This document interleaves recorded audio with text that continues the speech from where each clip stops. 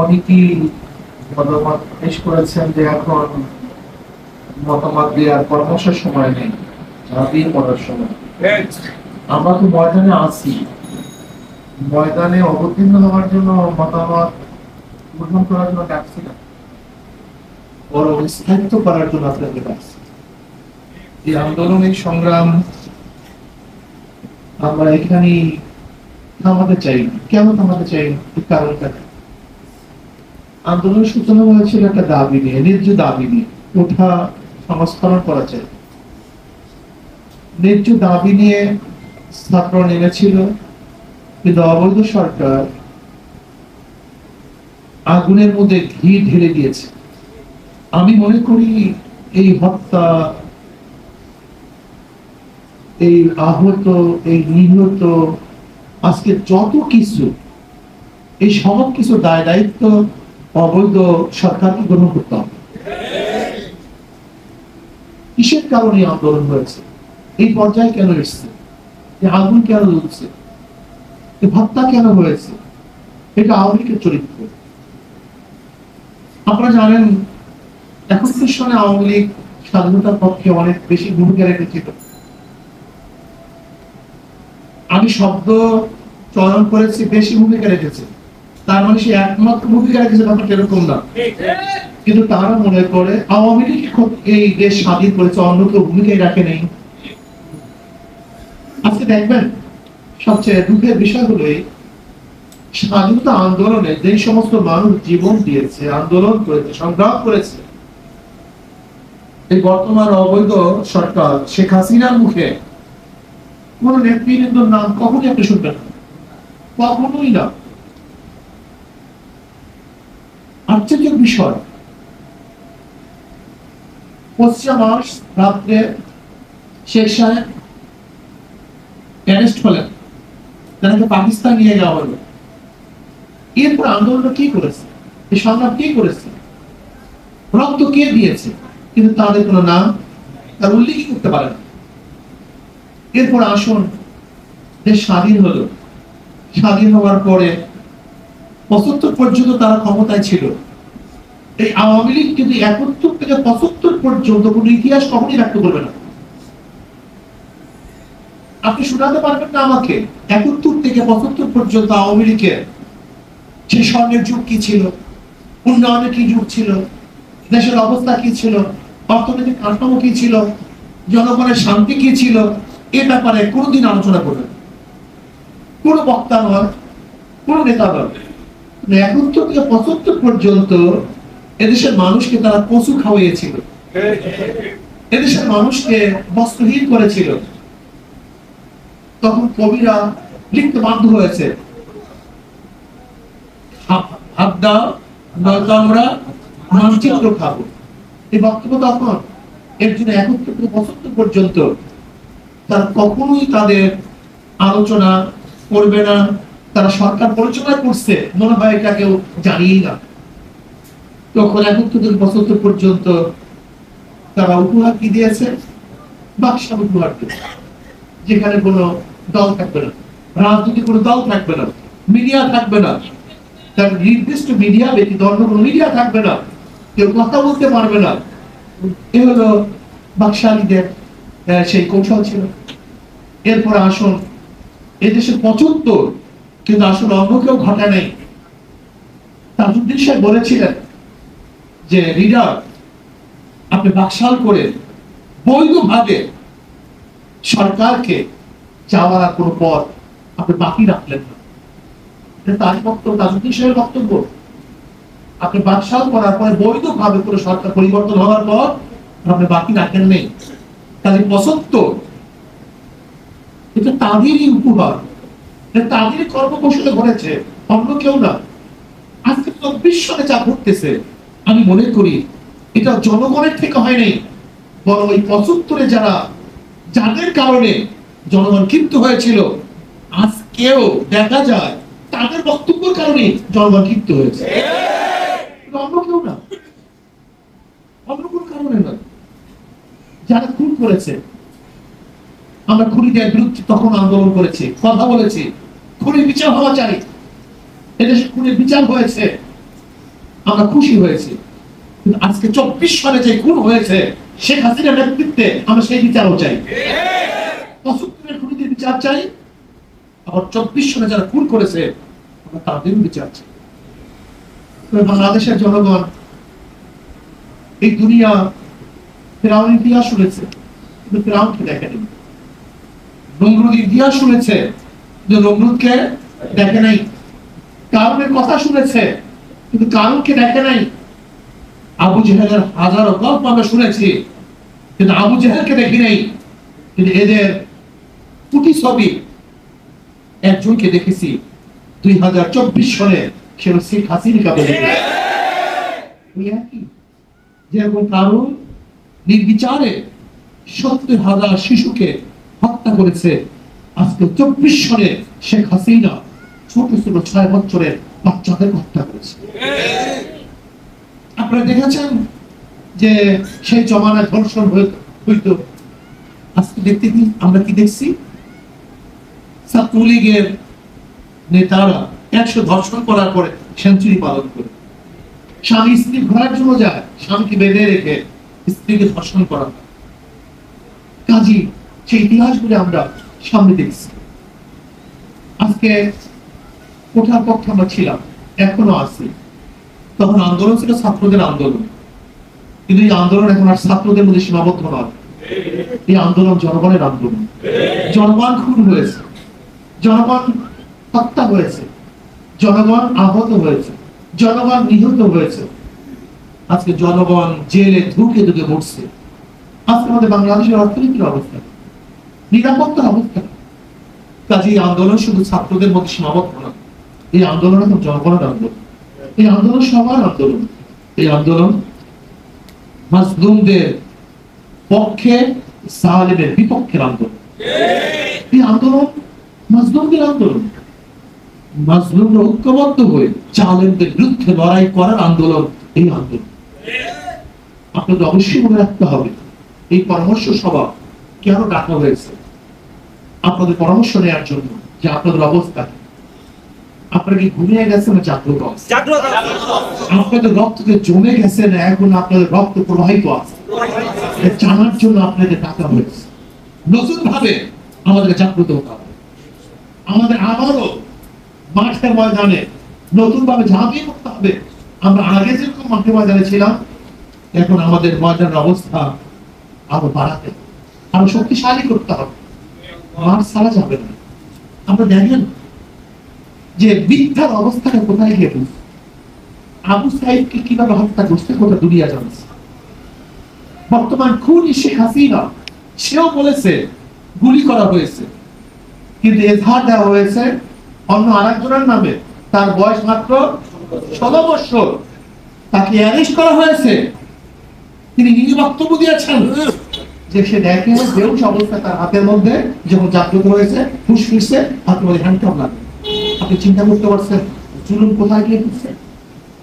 আপনি দেখেছেন একটা বাচ্চা উপরে উঠছে পালাবার জন্য, সেখানে গিয়ে গুলি করা হয়েছে।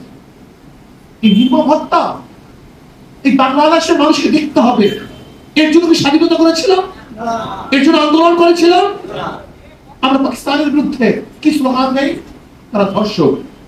যদি তারা ধর্ষক হয়, তা অবিলুপ্ত ধর্ষক। আমরা পাকিস্তানের বিরুদ্ধে কি স্লোগান দেই? তারা খুনি। যদি পাকিস্তানের খুনি হয়, আজকে শেখ হাসিনা নিজেও তো খুনি। আমরা কি স্লোগান দেই? তারা চুরি করেছে আমাদের দেশের মাল। যদি পাকিস্তানের চুরি করে, আজকে শেখ হাসিনা দল বল চুরি করেছে। তিনি বলেছেন যে তিনি বলেছেন আমাকে কেন বিদায় হতে হবে? আচ্ছা বলেন তো, যদি কোন সরকার দুর্নীতির দণ্ডে দণ্ডিত হয়, সেটা সরকার থাকতে পারে? কোন সরকার যদি দুর্নীতি প্রমাণিত হয়, সে কি আর পদে থাকতে পারে? আজকে সেখানে নিজে বলেছেন আমার পিয়ন 400 কোটি টাকা পায়। 400 কোটি টাকা, 1-2 কোটি টাকা নয়। তিনি বলেছেন আমার পিয়ন হেলিকপ্টারে ঘোরে, তার পিয়ন এই দুর্নীতি করেছে। শেখ হাসিনার অগোচরে তার পিয়ন কোনোদিন দুর্নীতি করতে পারে না। কাজে সব দুর্নীতিবাজ, আর দুর্নীতিবাজ কোন অবস্থাতেই সরকারে থাকতে পারে না। ইনি নিয়োগ দিয়েছিলেন বেনজিরকে, ইনি নিয়োগ দিয়েছেন মতিউরকে, ইনি নিয়োগ দিয়েছেন আসাদকে, সবাই দুর্নীতিবাজ। আজকে আমাদের দেশের টাকা পয়সা যা কিছু আছে সব লুটপাট হয়ে গেছে।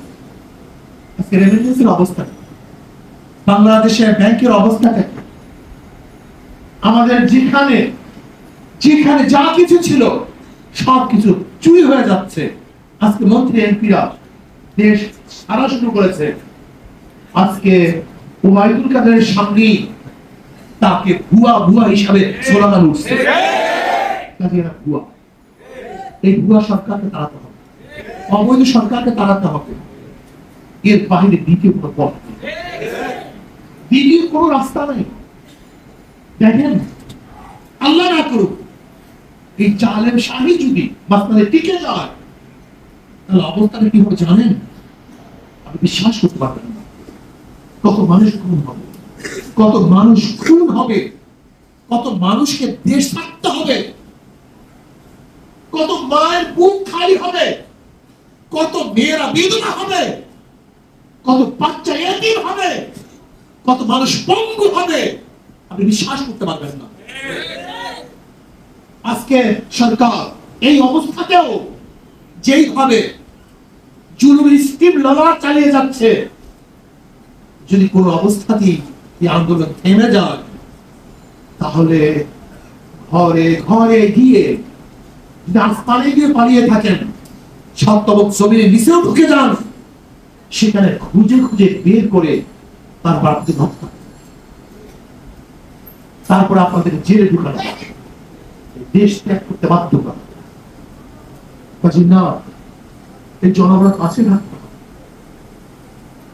আজকে সবাই আমরা নেমেছি, এর জন্য আমি আপনাদের সবাইকে বলবো, এই যুদ্ধ করতে গেলে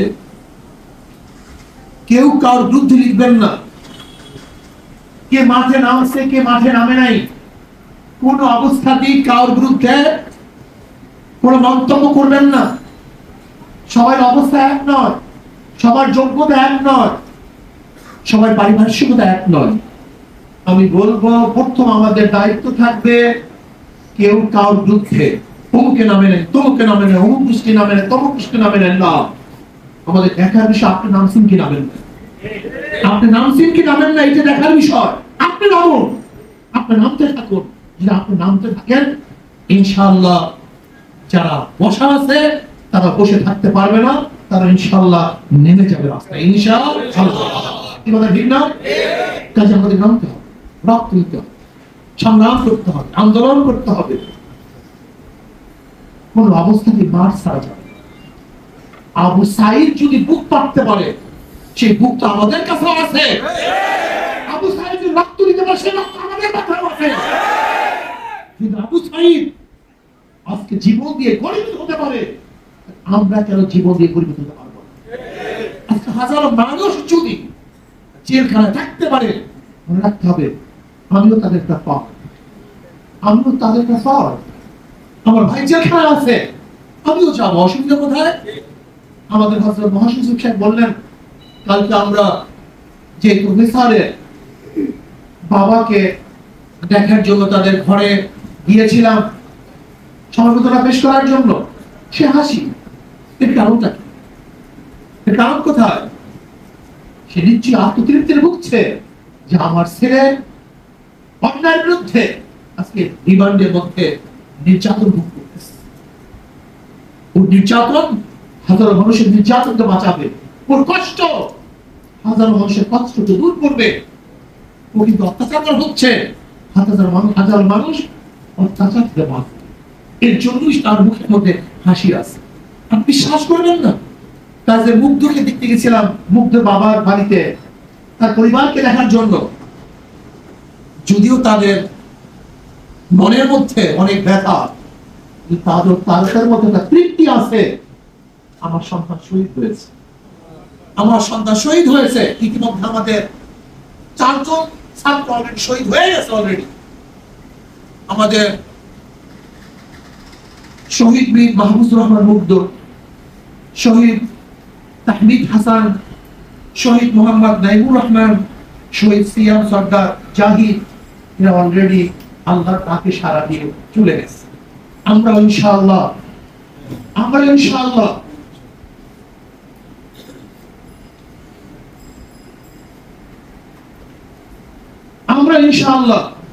শহীদ হব, কিন্তু মাঠ ছাড়বো না। রাজি আছেন ইনশাআল্লাহ? ভয় পাবেন না, ভয়ের কিছু নেই। হয়তো 2 দিন আগে 2 দিন পর মৃত্যু একদিন বরণ করতেই হয়। 2 দিন আগে আমার ভাইয়ারা 2 দিন আগে চলে গেছে, আমরা হয়তো 2 দিন পরে যাবো। মরার জন্য কেউ মরবেন না, বাঁচার জন্য বিচ্ছন্ন থাকেন, কেউ বাঁচতে পারবেন না। ঘরে থাকার জন্য যদি ঘরে থাকেন, ঘরে থাকতে পারবেন না, কিন্তু ঘরে থাকার জন্য যদি বাহিরে নামেন, তাহলে জীবন ভর ঘরে থাকতে পারবেন। কিন্তু ঘরে থাকার জন্য ঘরে থাকেন, আপনি দেখেন নাই ছাদের মধ্যে নিরাপদ নয়, বারিন্দার মধ্যে নিরাপদ নয়, রুমের মধ্যে মানুষ নিরাপদ নয়। আমার টাকার গুলি দিয়ে আমার বুকের মধ্যে গুলি চালাবা, তোমার গুলি আর চালাতে দেওয়া হবে না। আজকে হাজারো মানুষকে অ্যারেস্ট করা হচ্ছে। ওরা আমাদের গ্রেফতারকৃত ভাইদেরকে মুক্তি দিবে না। আমার ভাইদেরকে আমাদেরকে মুক্তি করতে হবে, ওরা মুক্তি দিবে না। আজকে সরকারের সব জায়গায় পেট্রোল বাহিনী সামান্য কেসে রিমাইন্ডে দেয়, যে কোনো কেসে আবদার করার সাথে সে রিমাইন্ডে দেয়। আপনারা জানেন বর্তমানে গ্রেফতার বাণিজ্য কিভাবে চলছে? গ্রেফতার বাণিজ্য আপনি বিশ্বাস করতে পারবেন না, লক্ষ লক্ষ লক্ষ টাকা মানুষ থেকে হাতিয়ে নেওয়া হচ্ছে। শুধু বল তোমার নামে কেস আছে, তোমার নামে কেস আছে, তোমার নামে কেস আছে, তোমার নামে কেস আছে, অ্যারেস্ট করে, ধরে, টাকা নেয়, ছেড়ে দেয়। লক্ষ লক্ষ কোটি কোটি টাকা মানুষ থেকে ছিনিয়ে নেওয়া হচ্ছে বর্তমানে। এরপরে